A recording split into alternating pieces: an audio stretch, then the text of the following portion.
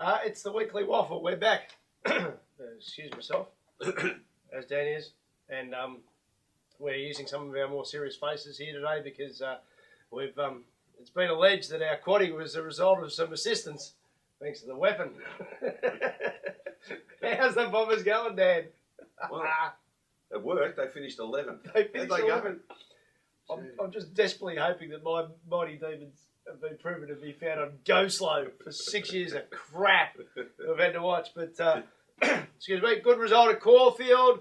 Thank you to everyone who tweeted through that you got involved in the quaddie because we, according to the quaddie suggestion, I was paid for a few weeks of getting it wrong anyway, Dan. Yeah. 130 You to can't get get it up every 2 grand. You can't. No. That's why it pays a lot. So we saw him all right. We'll have a look at Caulfield now and then we'll talk about some racing issues and waffle on the weekly waffle in part 2. But even days racing, the highlight was Black Caviar. So a horse that didn't race, galloped. Yeah. But she's the most important thing in our sport. Great to see. Yeah. They didn't get a big crowd. It was big.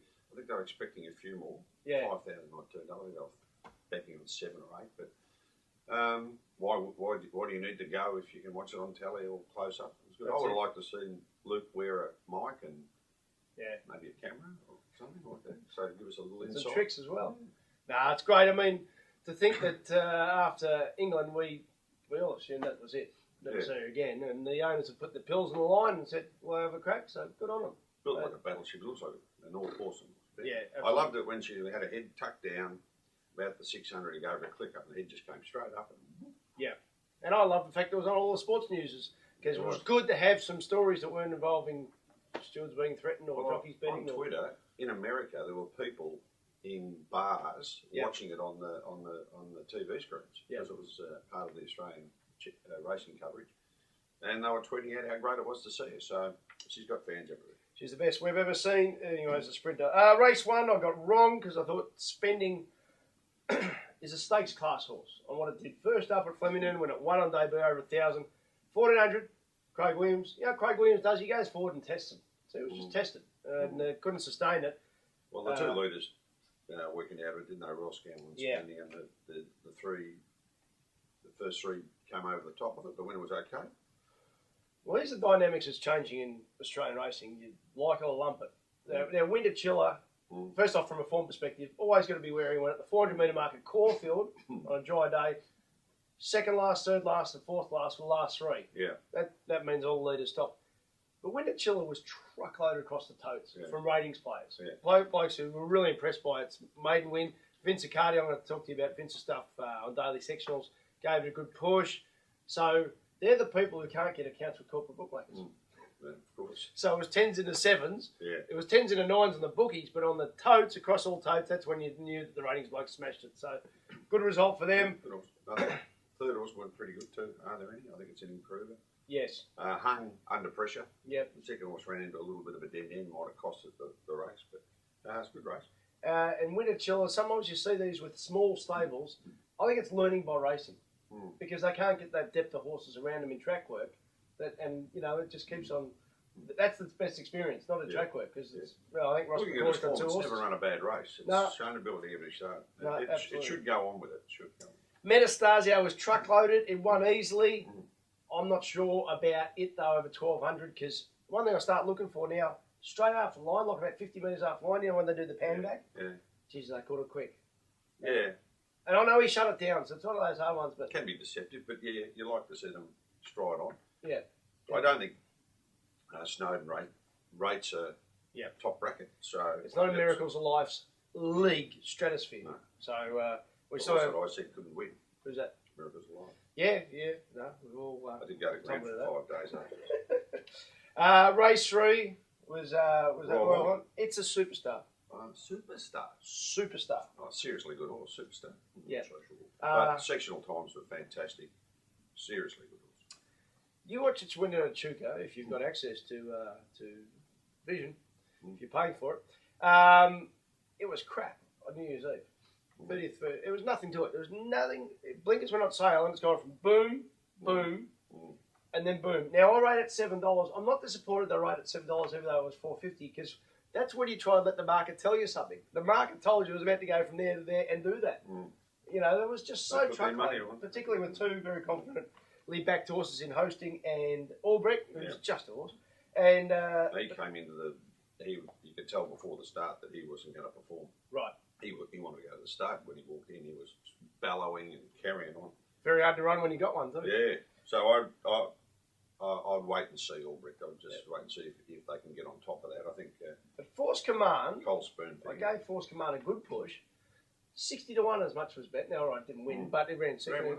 And that was its trial at Yarra was fantastic. So there you go, public trials. And I think Hosting will improve. I think it ran out of puff.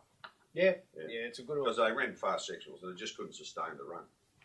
But if you're looking at an early bet, I know the Spruik's going to be all too hard. We're going to see all too hard this week. Royal Haunt may be really good, and you can get double figures Australian guineas each way. The Sprint, they might have all ran well. It was a blanket finish, but they might have all ran really well. Yeah, I think they're the B graders, but the First Command, but good B graders, over raced, just tugged from the start. Yeah. So that's under the big weight. He had nothing in the last 50, but he fought on well. Does that tell you that horse might be due for another freshen up? I don't know. He's just so dynamic, fresh, and then he just races purely. It could be. Yeah. Who knows why? I think he might be a horse that he needs to tuck in, find, and then he'll drop the bit. But maybe I was horrified when he got in that leading battle. Yeah. He can do it first up. He's weird because most horses can't do it first up. He can, but when he gets into a prep, he sometimes loses that judge. Finished last, but it got going. Well, came right. Yeah. Vince Accardi's stuff says Avoid Lightning was super, and Craig Williams just nursed it round the turn. Yeah. So I wouldn't be surprised if it's better at Flemington down the straight. Durnford, the hardest thing I reckon to do in punting or assessing, the low handicap the horse. Yeah, the horse stepping up. It should have 45 kilos instead of the minimum of 54. Yeah. But geez, it had, tipped it at Sandown the midweek. Well, you know with Pat Carey, if he's going to step him, you know he rates it. Yeah. You know, I mean, look, it's not uncommon for him. I think he started one horse first up in a stakes race, so. Yeah, and of course, Ethiopia won the Derby as a maiden, so he does that. He doesn't care. Yeah. But Tuscan Fire's going super. Montgomery, bit of a return to form from Moints Cup. Got on good. Not dropping off Elusive King. Call me stupid. But I just think it's a 2,400 horse. And I'll get in the morning cup with 54.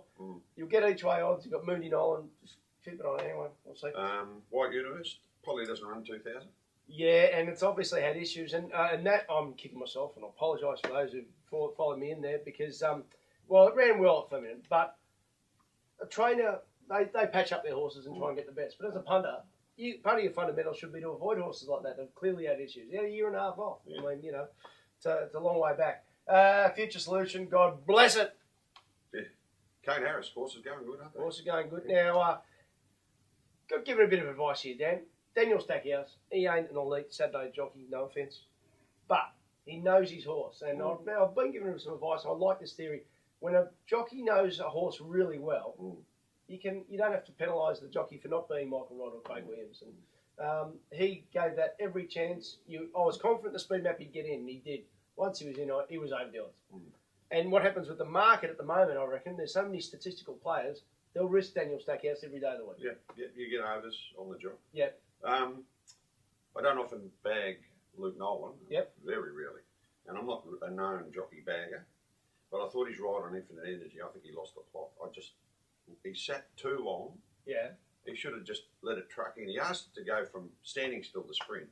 I think if your sectional times with your man Vince will show that from the 600 or the 550 to about the 200, and he was probably ran unbelievable sectional times. Yeah. Why he didn't allow it just to truck into the race before the turn and then sprint on straighting, I don't know. It was a very unusual ride. He sat 3 lengths off the horse in front of him and then took off from that position. Yeah. I think it could have been paralysis by analysis with that horse because all the talk you heard. Well, by that, I'm saying it's previous start Drew Barry on. They go, this horse needs to be outside, needs to get back and have some room. And in the end, he had so much room that he missed the boat. He certainly missed the boat. I think the horse is flying. It's the best horse in that race, no question. And that's where sometimes you got to stick to your price because I had a 350. All right, got them right and wrong. But I kept saying before the race, I don't want to take any shorter because it's going to get back at Caulfield. They don't win when the track's firm. Population, here's another one to look at. Change your tips when the speed map changes. Its crunch time was going to be in amongst it. fighting population. Danny Fox for the lead. There was going to be wrestling. Population wouldn't have got a soft lead. It's crunch time's late scratching. All of a sudden, first two home, first two seven. I think terrific ride. He not only led on it, he allowed it to bowl. He ran a lovely sectional, so even sectionals all the way. And he just left enough for the horse to keep fighting. And he's doing that, Damien Thornton, at the moment. That's why he's stepping up. He did it on streets of Seattle on Friday night. Let it run. Simon Marshall, over a beer yesterday, I was chatting with Simon Marshall. He made a lot of sense. One beer?